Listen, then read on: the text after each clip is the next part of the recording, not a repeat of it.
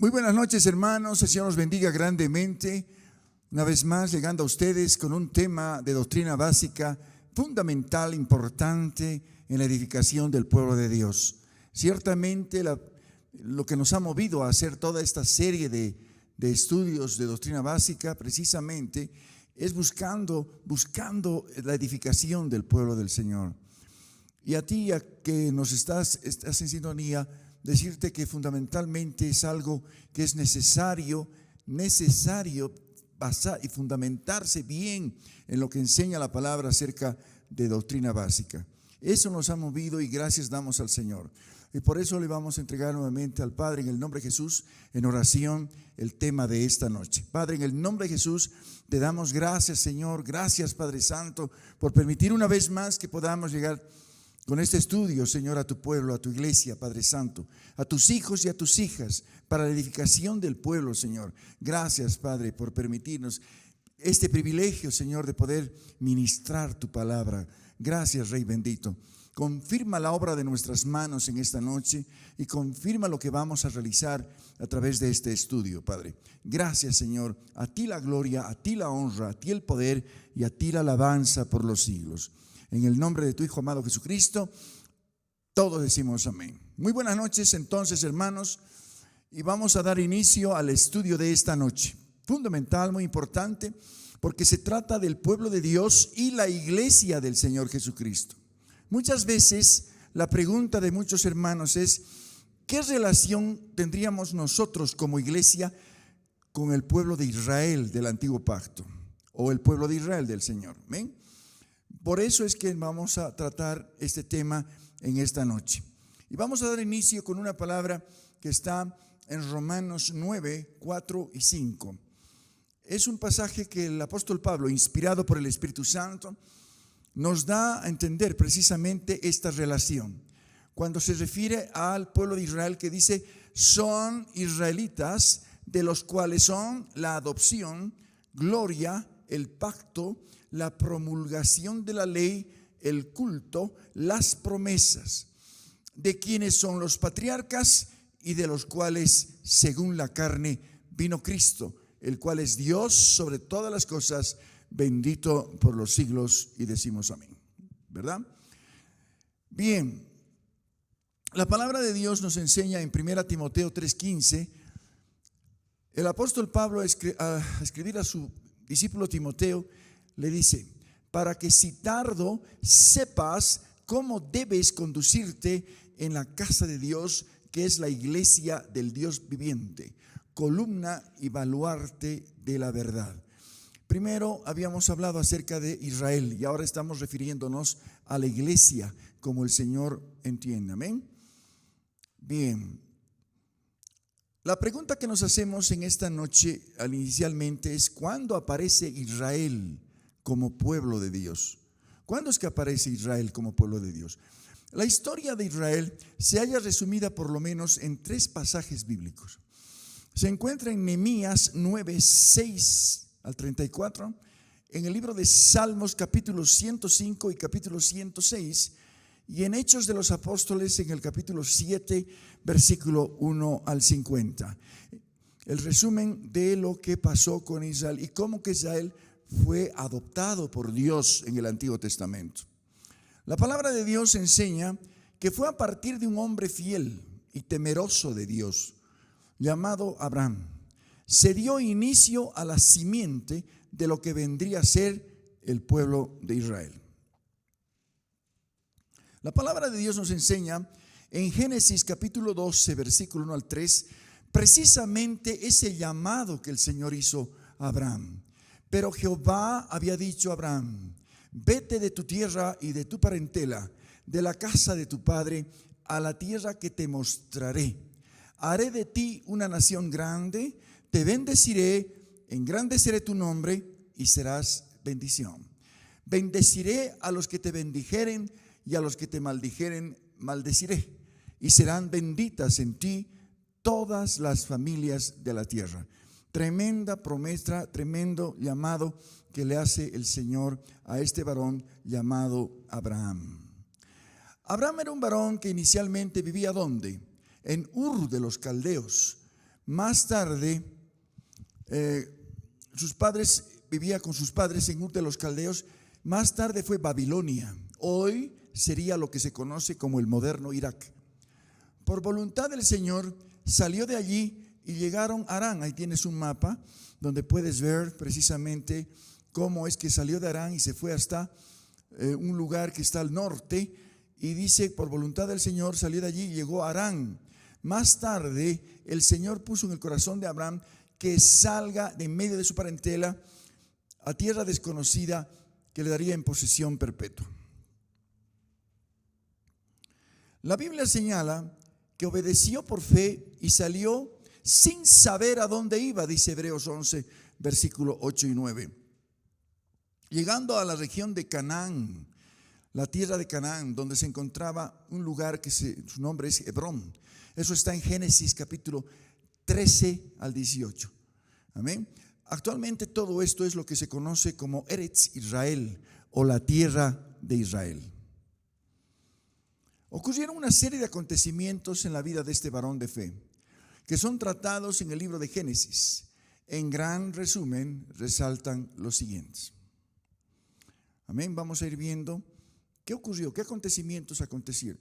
Cuando se separa de su sobrino Lot, que justamente convivió con él, que vino con él desde Harán.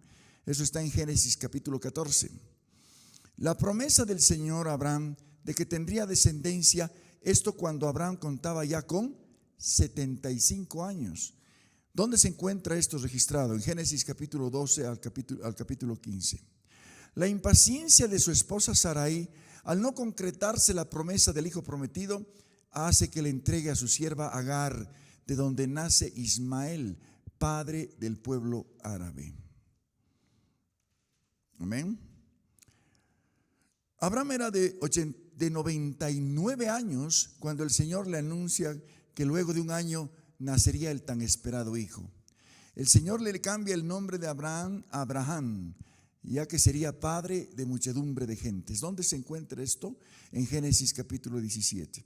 Abraham significa padre de muchedumbre de gentes. Luego de 25 años de que le anunció que que tendría descendencia, nace Isaac, el hijo de la promesa. Génesis capítulo 21. Más tarde Abraham fue probado grandemente por el Señor a través de su hijo Isaac. El Señor le pide que lo sacrifique como una ofrenda para el Señor. Abraham propuso en su corazón obedecer a Dios. Sin embargo, en el momento que iba a sacrificar a su único hijo, interviene el ángel del Señor, que no es otro que nuestro Señor Jesucristo, que es una teofanía, una manifestación visible del Dios invisible en el Antiguo Testamento.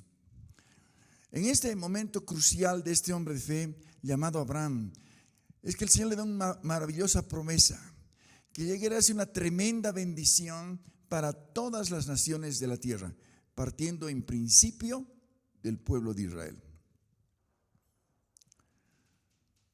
La palabra de Dios nos enseña en Génesis capítulo 22, versículos 17 y 18. Le dice: de cierto te bendeciré, multiplicaré tu descendencia como las estrellas del cielo, como la arena que está a orilla del mar. Tu descendencia poseerá las puertas de sus enemigos. En tu simiente serán benditas todas las naciones de la tierra, por cuanto obedeciste a mi voz. Esta maravillosa como extraordinaria promesa llegaría a tener pleno cumplimiento en el transcurso de los años y aún de los siglos, en la persona de nuestro Señor Jesucristo de Nazaret. A través del relato Génesis encontramos que Abraham fue padre de Isaac, el que a su vez tuvo dos hijos, Esaú y Jacob. Eso está en Génesis capítulo 25, versículos 25 y 26. Jacob viene a ser el que continúa la simiente de bendición iniciada en Abraham. No olvidemos que todo esto estaba dentro de los planes de Dios Todopoderoso para llegar su bendición a todas las naciones. A través de 4 mujeres, 2 esposas y 2 concubinas, llegaría a tener 12 hijos y una hija. es a partir de estos 12 hijos: Dan, Neftalí, Gad, Aser, Rubén, Simeón, Leví, Judá, Isaacar, Zabulón, José y Benjamín, que se formaron las 12 tribus de Israel. Durante 20 años, Jacob vivió con su tío Labán en tierras lejanas, luego de huir de su hermano gemelo Esaú al haberle quitado su primogenitura. En la casa de Labán sirvió al Señor, lo prosperó, por lo que decide volver a Canaán, tierra prometida por Dios a su antepasado Abraham.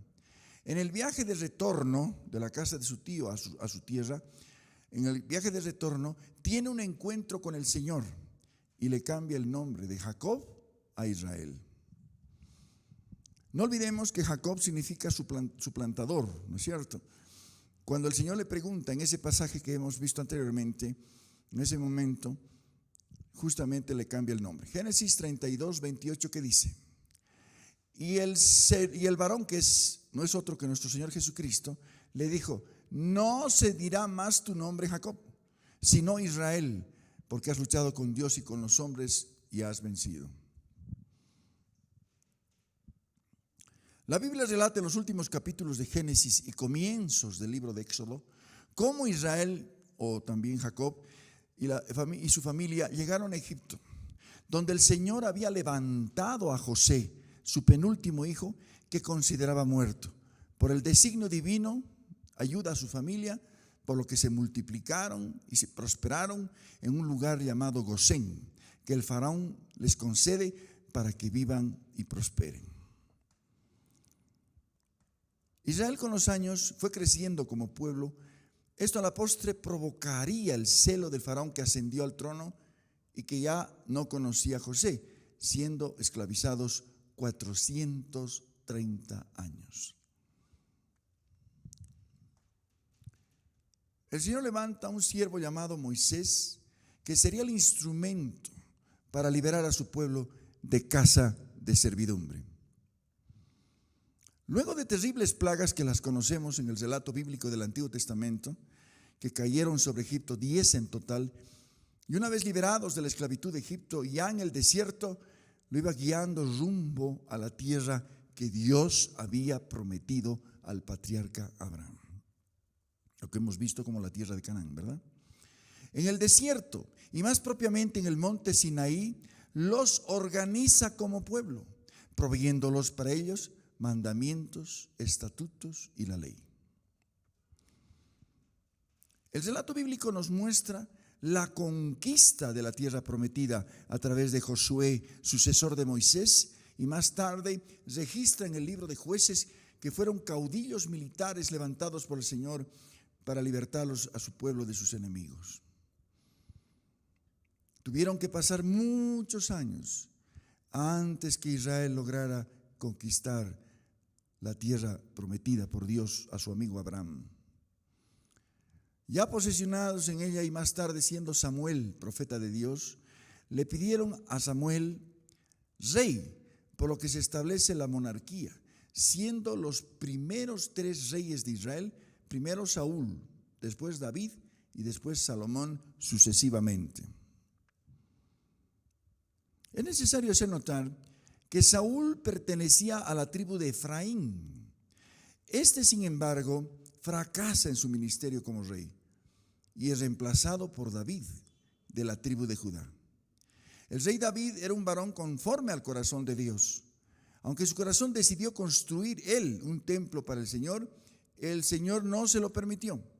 El Señor decidió que su hijo y sucesor en el trono, Salomón, edificara templo.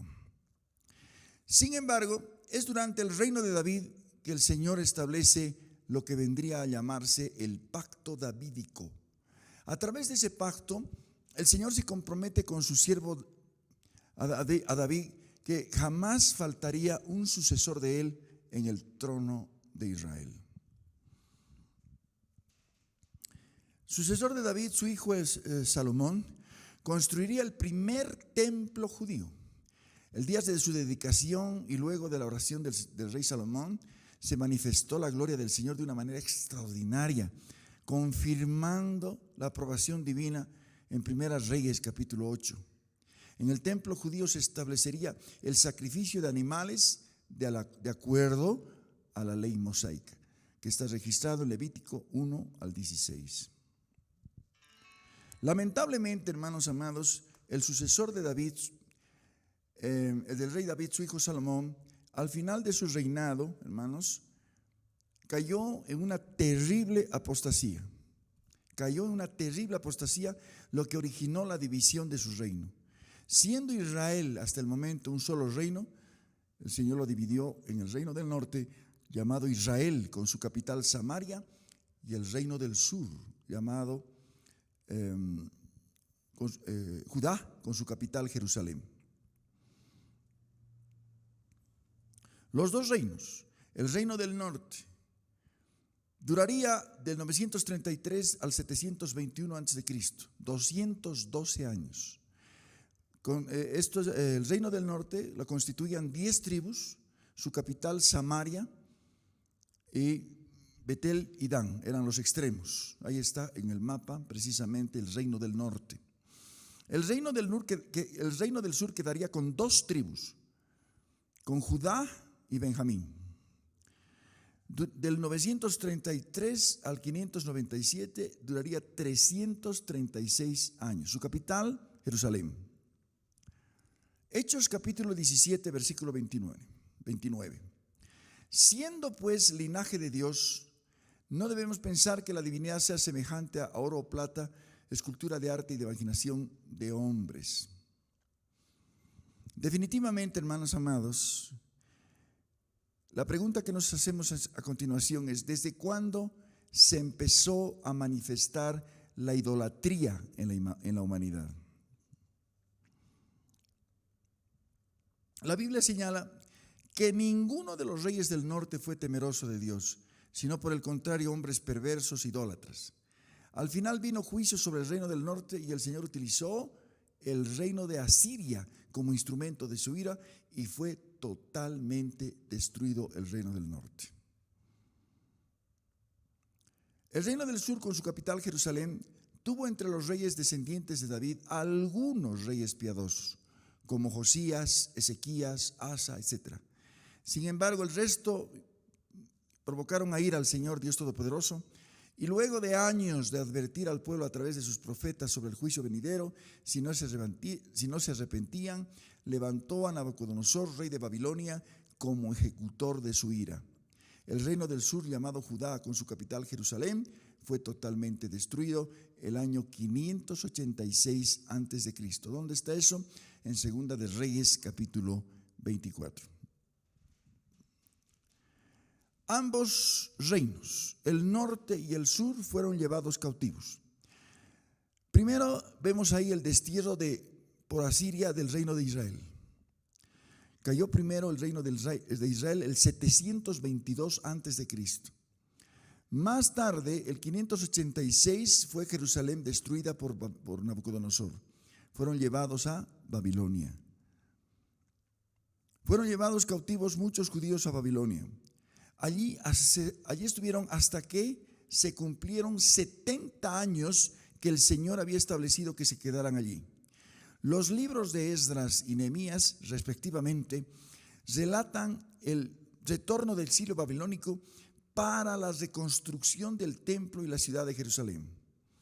En cuanto al reino del norte, no volvió más a ser reino, desapareció totalmente. Israel, luego de la división, nunca volvió a tener el esplendor que había conocido, especialmente en los reinos de David y Salomón, respectivamente. Más adelante se levantaría un imperio de gentiles como el de Grecia y de Roma, que sojuzgaría de continuo al pueblo de Israel. Precisamente durante el imperio de Roma, cuando el imperio romano estaba dominando el mundo antiguo conocido, cuando nació nuestro amado Señor Jesucristo. Lucas capítulo 2, versículo 1 al 7 es lo que dice: Aconteció en aquellos días que se promulgó un edicto de parte de Augusto César, que todo el mundo fuese empadronado. Este primer censo se hizo siendo Cirenio gobernador de Siria. e iban todos para ser empadronados, cada uno a su lugar de origen. De esa manera es que José, esposo de María, subió de Galilea, de la ciudad de Nazaret, a la ciudad de David, que se llama Belén, por cuanto era de la casa y familia de David, para ser empadronado con María su mujer, desposada con él, la cual estaba encinta. Aconteció que estando ellos allí, se cumplieron días de su alumbramiento, y dio a luz a su hijo primogénito. Lo envolvió en pañales y se lo acostó en un pesebre, porque no había lugar para ellos en el mesón.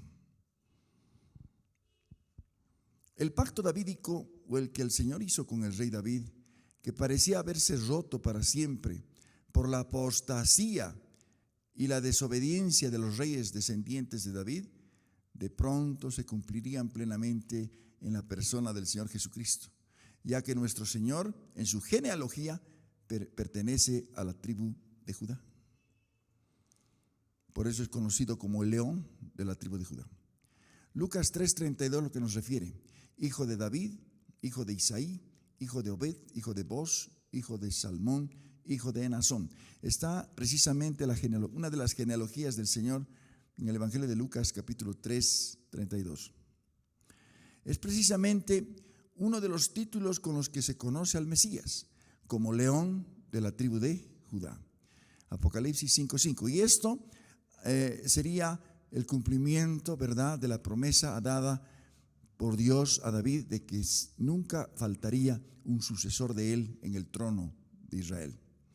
Luego, es a través de nuestro Señor Jesucristo que el pacto davídico tiene y tendrá dentro de poco un cumplimiento perfecto en forma visible en toda la tierra, cuando se instaure el reino mesiánico de 1000 años sobre toda la tierra. El Señor Jesús mismo, a través del apóstol Juan, en el libro de Apocalipsis, se identifica como descendiente del rey David. Apocalipsis 22:16, ¿qué dice?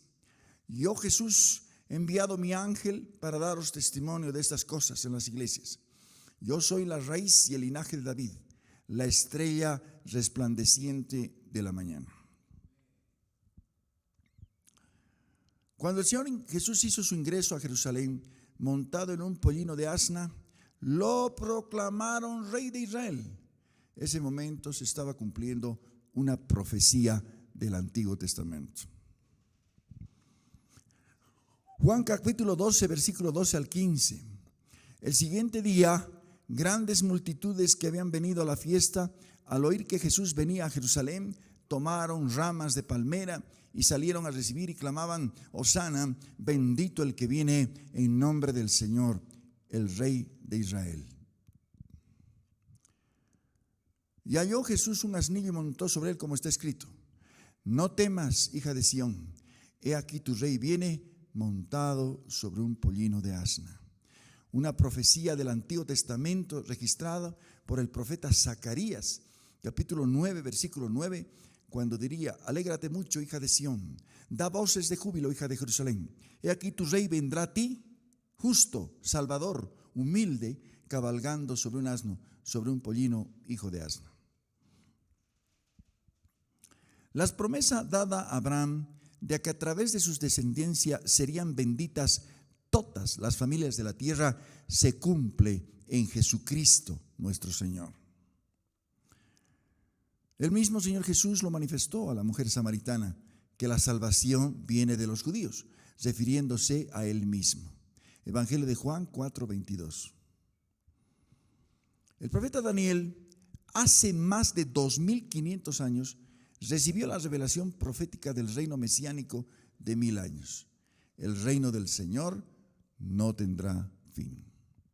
La palabra de Dios precisamente registra en Daniel capítulo 2, versículo 34 y 35.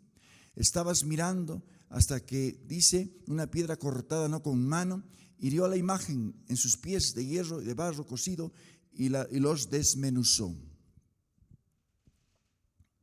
Entonces fueron desmenuzados también el hierro, el barro cocido, el bronce, la plata, el oro, y fueron como tamo de las eras de verano. Se los llevó el viento sin que de ellos quedara rastro alguno. Mas la piedra que hirió la imagen fue hecha un gran monte que llenó toda la tierra. Daniel 2, 44 y 45. En los días de estos reyes, el Dios del cielo levantará un reino que no será jamás destruido. Será el reino dejado a otro pueblo, no será dejado el reino a otro pueblo. Desmenuzará, consumirá a todos estos reinos, pero él permanecerá para siempre. De la manera que viste que del monte cortada una piedra, no con mano, la cual desmenuzó el hierro, el bronce y el barro y la plata y el oro, el Dios ha mostrado al rey lo que ha de acontecer en lo porvenir. El sueño es verdadero y fiel su interpretación. La pregunta que nos hacemos a continuación es: habiendo fallado Israel como pueblo de Dios, ¿aparece recién la iglesia del Señor Jesucristo?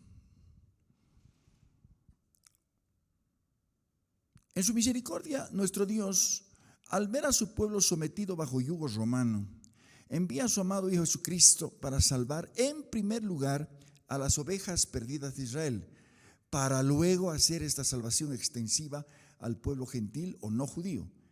Tristemente en Israel no lo recibieron y más bien lo rechazaron. Evangelio de Juan 1, 11 y 12 dice: a lo suyo vino. ¿Quiénes? A Israel. A lo suyo vino y los suyos no les recibieron, mas a todos los que les recibieron, a los que creen en su nombre, les dio la potestad de ser hechos hijos de Dios. Entonces, ¿será que la iglesia? Esta es una pregunta muy importante, amados, en esta noche, para evitar toda confusión. Entonces, ¿la iglesia del Señor Jesucristo viene a reemplazar total, definitivamente a Israel como pueblo de Dios? Afirmar que la iglesia del Señor Jesucristo viene a reemplazar en forma total y definitiva a Israel como pueblo de Dios no tiene base bíblica. Amén.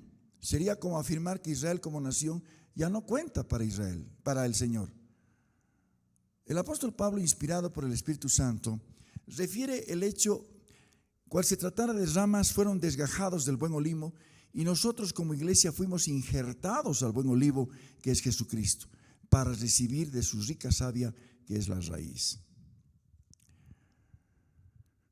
Pero es importante hacer notar que si bien fuimos injertados al olivo, no lo fue en vez de, sino entre ellos. De esta manera se mantienen las promesas en las profecías dadas al pueblo de Israel en el Antiguo Testamento. El apóstol Pablo, inspirado por el Espíritu Santo, aclara este punto cuando escribe a los cristianos y les habla. Romanos 11, 17 al 32. Pues si algunas de las ramas fueron desgajadas y siendo el olivo silvestre ha sido injertado en lugar de ellas, ha sido hecho participante de la raíz y de la rica savia del olivo, no te jactes contra las ramas. Amén. No te jactes contra las ramas. Amén. Las ramas dirás fueron desgajadas para que yo fuese injertado. Bien, hablando de Israel, por su incredulidad fueron desgajadas, pero por la fe estás en pie. No desobedezcas, sino teme, porque si Dios no perdonó a las ramas naturales, a ti tampoco te perdonará. Mira pues la bondad y la severidad de Dios. La severidad ciertamente para los que cayeron, pero la bondad para contigo, sí permaneces en esa bondad, pues de otra manera tú también serás cortado.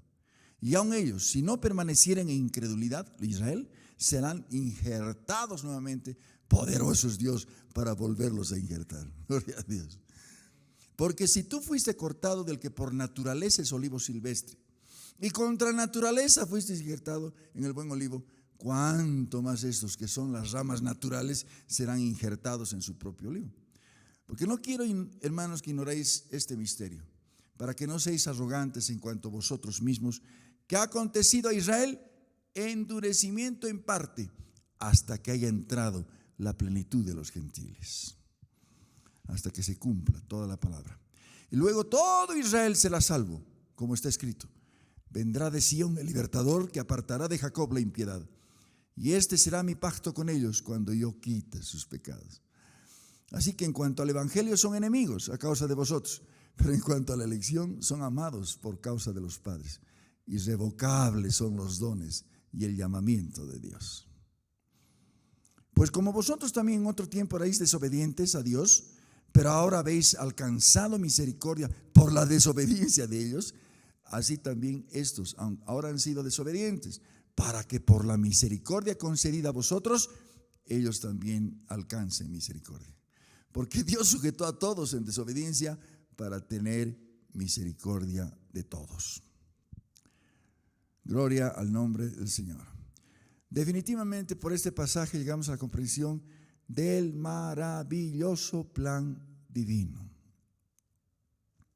A través de la desobediencia de Israel vino la salvación a los gentiles, o los no judíos, nosotros, para que por la misericordia concedida a nosotros, los gentiles, ellos también vuelvan a recibir misericordia. Esto acontece hoy con judíos que se convierten al Señor, son los llamados judíos mesiánicos, que son tan cristianos como nosotros, ¿no? Dentro de la profecía bíblica, Israel todavía pasará por momentos muy duros, angustia de Jacob, pero está llamada en el futuro a una total y completa restauración, siendo en el reino del milenio cabeza de naciones. Hay promesas maravillosas para el pueblo de Israel. Isaías 2, 1 al 4, que dice: lo que vio Isaías, hijo de Amós, acerca de Judá y Jerusalén, acontecerá en lo postrero de los tiempos, que será confirmado el monte de la casa de Jehová como cabeza de los montes, y será exaltado sobre los collados. Amén. Sobre los collados. Vendrán muchos pueblos y dirán: venid, subamos al monte de Jehová, a la casa del Dios de Jacob. Nos enseñará sus caminos, caminaremos por sus sendas, porque de Sión, que es Jerusalén, saldrá la ley, y de Jerusalén la palabra de Jehová. Juzgará entre las naciones, reprenderá muchos pueblos, volverán sus espadas en rejas de arado y sus lanzas en hoces. No alzará espada nación contra nación, ni se adiestrarán más para la guerra. En definitiva, a través de Israel, el Señor alcanzó un pueblo que no era su pueblo, para hacer de los dos uno solo al final de los tiempos. Grande la misericordia y sabiduría de Dios. Efesios 2, 12 y 14, ¿qué dice? En aquel tiempo, ¿qué nos dice a nosotros el apóstol Pablo? Estabais sin Cristo, alejados de la ciudadanía de Israel, ajenos a los pactos de la promesa, sin esperanza, ni Dios en el mundo. Pero ahora en Cristo Jesús, vosotros que en otro tiempo estabais lejos, habéis sido hechos cercanos por la sangre de Cristo. Y esto es importantísimo, versículo 14. Porque Él es nuestra paz, que de ambos pueblos, Israel y la iglesia, hizo uno, derribando la pared intermedia de separación. Colosenses 3:11, donde no hay, dice, griego, ni judío, circuncisión, ni incircuncisión, bárbaro, escita, siervo, ni libre, sino que Cristo es todo en todos. De ninguna manera significa que la iglesia del Señor Jesucristo hubiese reemplazado a Israel como pueblo de Dios en forma total y definitiva. Para el Israel nacional, como pueblo escogido por Dios en el Antiguo Testamento, dentro del contexto de la palabra profética, todavía se registra un futuro maravilloso en el reino del milenio. Dios no se ha olvidado de su pueblo ni lo ha desechado. Nuestra oración como iglesia verdadera del Señor Jesucristo debe ser a favor del pueblo de Israel para salvación. Si preguntaras en una oportunidad, puedas preguntar y decir: ¿qué motivo habría de orar por Israel en este momento? Para agradecer lo que el Señor Jesús le dijo a la mujer samaritana: la salvación viene de los judíos. Y de ellos viene la palabra que nosotros escudriñamos, porque los judíos fueron prácticamente la mayoría de los autores de los 66 libros de la Biblia. Romanos 10:1. Hermanos, ciertamente el anhelo de mi corazón, mi oración a Dios es por Israel, para salvación, para que se conviertan.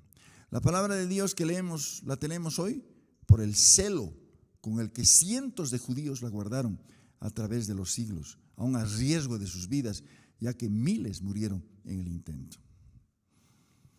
Más del 95% de las escrituras fueron escritas por judíos. Nuestro profundo agradecimiento a Dios por Israel, sobre todo por el hecho de que a través de Israel vino Jesucristo, nuestro amado Señor y Salvador. Gloria al nombre del Señor. Amén. De esta manera, hermanos amados, hemos terminado este estudio de esta noche, siempre con este pasaje que quisiera que siempre lo tuvieras en cuenta. Hebreos 4:12. Porque la palabra de Dios es viva y eficaz, y más cortante que toda espada de dos filos.